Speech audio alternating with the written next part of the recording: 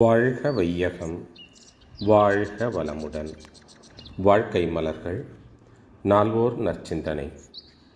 November 3. தலைப்பு: மனம் என்னும் புதினம்.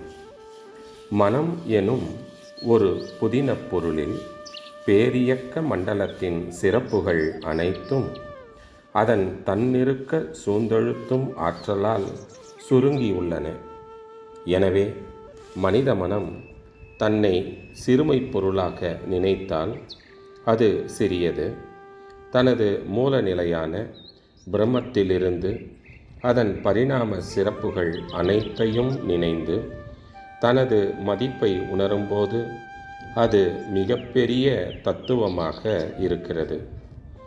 பிரம்ம நிலையில் இருப்பாக இருந்த பூரணம், விரைவு, அறிவு, காலம் என்ற 4 தன்மைகளும் அதன் இயக்கச் சிறப்புகளான பரிணாமம், இயல்பூக்கம், கூர்தலறம் ஆகிய 3 திறன்களும் இப்போது மனித உடலுக்குள் அமைந்து விரிந்து நிறைந்து ஆற்றும் சிறப்புகளையும் உணரும்போது மனித மனதின் பூரண தத்துவம் விளங்குகின்றது. மனம் தன்னை பற்றி உணரும் அளவே அதன் மதிப்பு ஆகும். மனம் கொடுக்கும் மதிப்பேதான், மதிப்பின் அளவேதான் பேரியக்க மண்டலம்.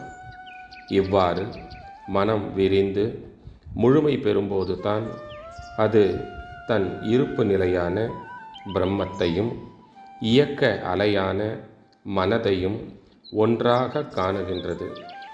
இந்த பெரும் பேரான அகக்காட்சியே பிரம்ம ஞானம் ஆகும். உயிரின தோற்றங்களின் இறுதி பயனே மனித மனதின் மூலம் தனது முழுமையை அறிவதே ஆகும். அருட்தந்தை வாழ்க வளமுடன். தொடரும்.